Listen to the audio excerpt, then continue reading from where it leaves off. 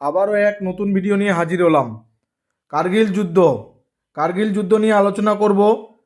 কার্গিল যুদ্ধ, যা কার্গিল সংঘাত নামেও পরিচিত, 1999 সালের মে থেকে জুলাই পর্যন্ত ভারত পাকিস্তানের মধ্যে লাদাখের কার্গিল জেলা এবং নিয়ন্ত্রণ রেখা বরাবর সংগঠিত হয়েছিল।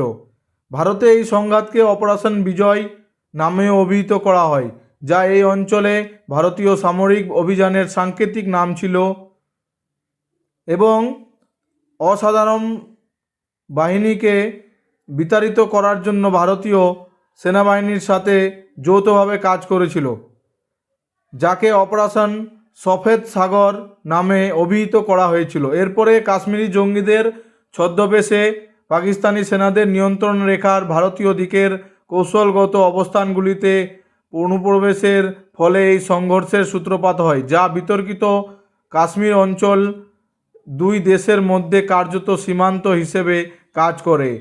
তারপর প্রাথমিক পর্যায়ে পাকিস্তান সম্পূর্ণরূপে স্বাধীন কাশ্মীরে বিদ্রোহীদের উপর এই লড়াইয়ের জন্য দোষারোপ করে, কিন্তু হতাহতের তথ্য এবং পরবর্তীকালে পাকিস্তানের প্রধানমন্ত্রী এবং সেনাপ্রধানের বিবৃতিতে জেনারেল আশরাফ রশিদের নেতৃত্বে পাকিস্তানি আধা সামরিক বাহিনীর জড়িত থাকার প্রমাণ পাওয়া যায়। তারপরে ভারতীয় বিমান বাহিনীর সহায়তায় ভারতীয় সেনাবাহিনী নিয়ন্ত্রণ রেখার ভারতীয় দিকের বেশিরভাগ অবস্থান পুনরুদ্ধার করে। আন্তর্জাতিক কূটনৈতিক বিরোধিতার মুখোমুখি হয়ে পাকিস্তান বাহিনী নিয়ন্ত্রণ রেখা বরাবর অবশিষ্ট সমস্ত ভারতীয় অবস্থান থেকে সরে যায়। কার্গিল যুদ্ধ পাহাড়ি অঞ্চলে উচ্চতার যুদ্ধের সাম্প্রতিকতম উদাহরণ এবং তাই যুদ্ধরত পক্ষগুলির জন্য উল্লেখযোগ্য লজিস্টিক সমস্যা তৈরি করেছিল। এটি পারমাণবিক অস্ত্রধারী রাষ্ট্রগুলির মধ্যে প্রচলিত যুদ্ধের মাত্র দুটি উদাহরণের মধ্যে একটি। ভারত 1974 সালে তার প্রথম সফল পরীক্ষা চালিয়েছিল। পাকিস্তান, যেটি প্রায় একই সময় থেকে গোপনে তার পারমাণবিক ক্ষমতা বিকাশ করেছিল, 1998 সালে তার প্রথম পরিচিত পরীক্ষা চালিয়েছিল। ভারতের দ্বিতীয় সিরিজ পরীক্ষার মাত্র 2 সপ্তাহ পরে 1947 সালে ভারত বিভাগের আগে কার্গিল ছিল লাদাখের একটি তহসিল, যেখানে বিভিন্ন ভাষাগত, জাতিগত এবং ধর্মীয় গোষ্ঠীর বসবাস ছিল বিচ্ছিন্নভাবে, যেখানে বিভিন্ন উপত্যকা ছিল এবং বিশ্বের সর্বোচ্চ পর্বতমালা দ্বারা বিভক্ত ছিল। এরপরে 1947-48 সালের ভারত পাকিস্তান যুদ্ধের সমাপ্তি ঘটে নিয়ন্ত্রণ রেখা লাদাখ জেলাকে দ্বিখণ্ডিত করে, যার ফলে স্কারদু তহসিল পাকিস্তানের অংশ নেই। সালের 1971 ভারত পাকিস্তান যুদ্ধে পাকিস্তানের পরাজয়ের পর দুই দেশ সিমলা চুক্তিতে স্বাক্ষর করে এবং সেই সীমানা নিয়ে সশস্ত্র সংঘাতে না জড়ানোর প্রতিশ্রুতি দেয়। এরপরে কার্গিল শহরটি শ্রীনগর থেকে 205 কিলোমিটার দূরে অবস্থিত, নিয়ন্ত্রণ রেখা পেরিয়ে উত্তরাঞ্চলের দিকে মুখ করে অবস্থিত। হিমালয়ের অন্যান্য অঞ্চলের মতো কার্গিলের জলবায়ু মহাদেশীয়, গ্রীষ্মকাল শীতল এবং রাত্রি হিমশীতল, অন্যদিকে শীতকাল দীর্ঘ এবং ঠান্ডা থাকে, যেখানে তাপমাত্রা প্রায়শই 48 ডিগ্রি সেলসিয়াস পর্যন্ত নেমে যায়। শ্রীনগর থেকে লেহ পর্যন্ত সংযোগকারী একটি ভারতীয় জাতীয় মহাসড়ক কার্গিলের মধ্যে দিয়ে গেছে। তারপরে হাইওয়ের উপরের ঢালগুলিতে অবস্থিত সামরিক চৌকিগুলি সাধারণত প্রায় 5000 মিটার উঁচু ছিল, যার কয়েকটি 5485 মিটার উঁচু ছিল।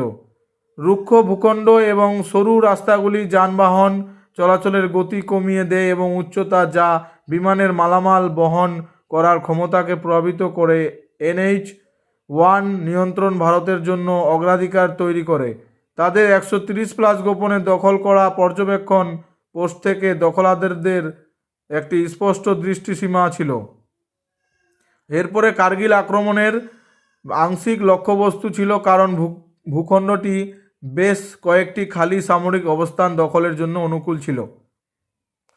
কৌশলগতভাবে গুরুত্বপূর্ণ বৈশিষ্ট্য এবং শৃঙ্গের উপরে সুপ্রস্তুত প্রতিরক্ষামূলক পোস্টের কারণে উঁচু ভূমিতে একজন রক্ষক দুর্গের মতো সুবিধা ভোগ করবে।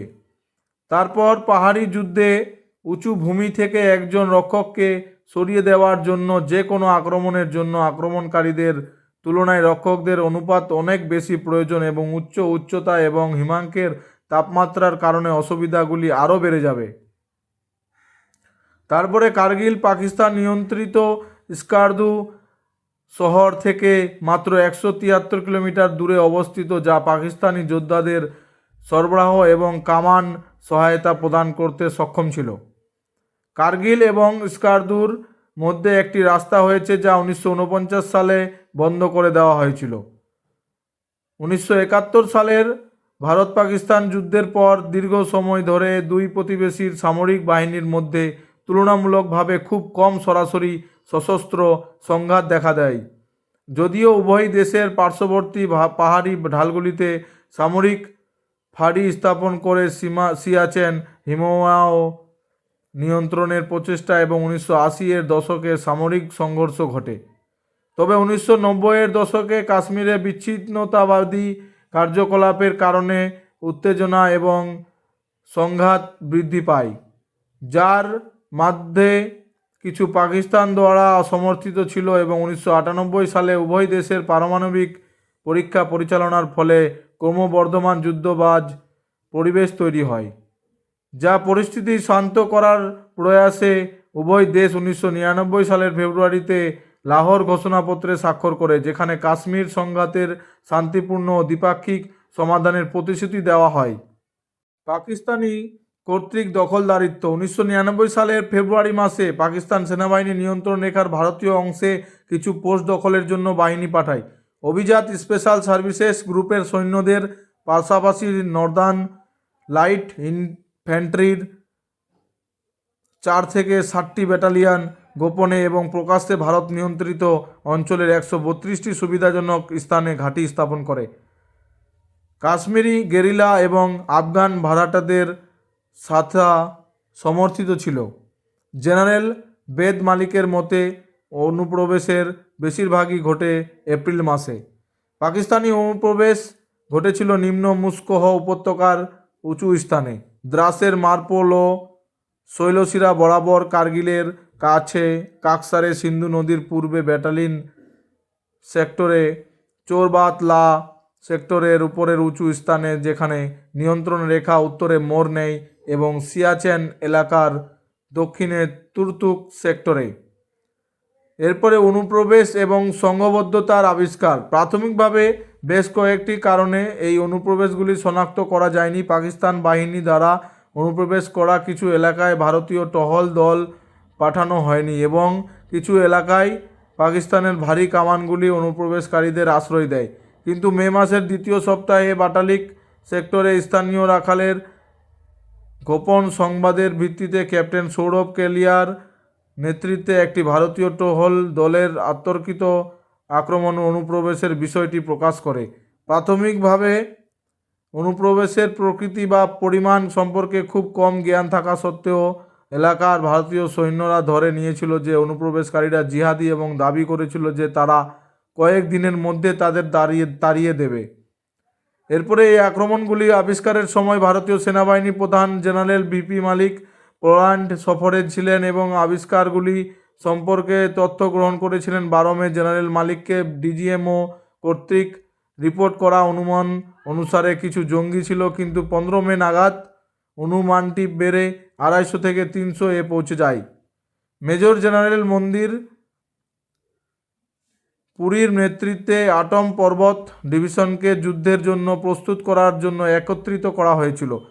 21 মে নাগাদ অনুমানটি বেড়ে 1000-এরও বেশি হয়ে যায়। এই অবধি আজকের ভিডিওটি। এরপরে আবার কার্গিল যুদ্ধ নিয়ে আবার পুরো ভিডিওটি দেব। তো পুরো ভিডিওটি দেখার জন্য ধন্যবাদ বন্ধুরা।